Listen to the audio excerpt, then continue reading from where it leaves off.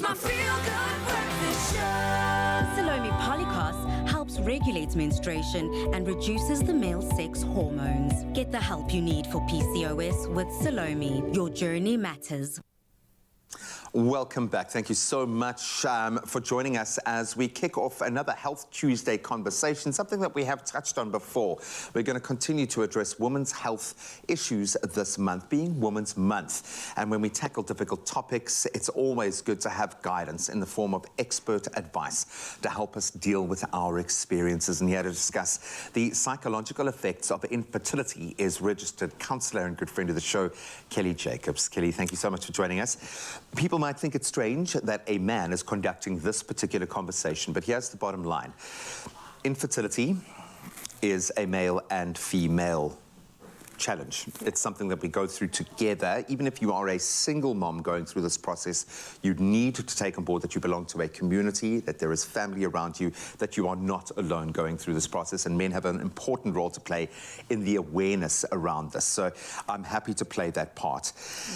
Kelly, when we talk about the psychological effects of infertility, we're thinking about a physical process. Yeah. So you think, oh, it's divorced from the mind, it's divorced from emotion, but this is quite, having seen this process play out, probably one of the most emotional and challenging phases of life that anyone can go through. Why is this so psychologically challenging?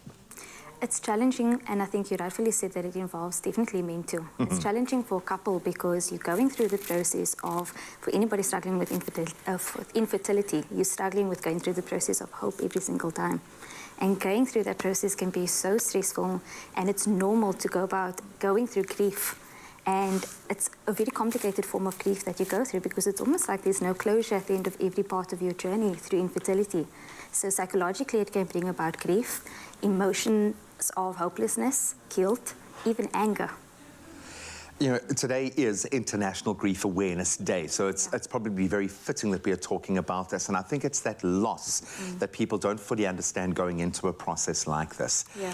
How does one prepare themselves? How does a couple, how does a woman who is going into this process of fertility treatment prepare themselves for the psychological roller coaster that is coming? Honestly, that's where counselling can help and assist, and you get different forms of counselling that can help the couple. So you get couples counselling that can help the couple prepare for the process of what do you do when you receive the diagnosis of infertility struggles? What do you do during the course of treatment? And what do you do post-treatment? Then there's also the side of individual counselling support that can assist the individual going through it because it's stressful.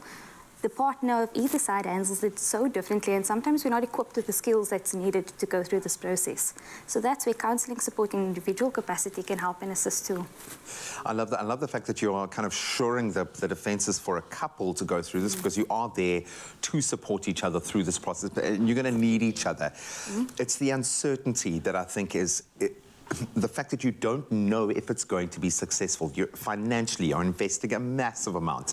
If you go to 2 or 3 rounds, it can be financially devastating. Yeah. Yet it's seen as the most important thing that we all have to achieve. Yeah. How then do we deal with the negative knock-on effect? How do we prevent the psychological damage from being permanent? I know there is going to be damage and it's going to be a challenge, but how do we protect ourselves in that space? And what are those treatment plans? How do you, as someone working in this space, focus on helping a person through this process? I think one of the biggest forms of treatment is firstly leaning on support and your support system that is around you. A lot of times it's extremely difficult for a couple to talk about this issue because it is something that's seen as private, and it is something that's deeply personal, exactly, and personal. And a lot of times it's difficult to talk out about it because of fear of judgment, the stigma that still surrounds it, and not feeling supported. So I think first and foremost, it's important to lean on your support system where you can and where it's appropriate to do so. But also in my work with my clients that I do offer support with, I use a treatment method called cognitive behavioral therapy, and that's where we provide support and coping skills around what is needed, because let's be fair, you're never taught how do I deal with something like infertility. And I think that's the problem, is that we don't, and it's a practical set of tools. You don't have to try and solve the issue. We know that very often it's too complex for you to solve, but having those practical steps can help you deal with it and manage that situation.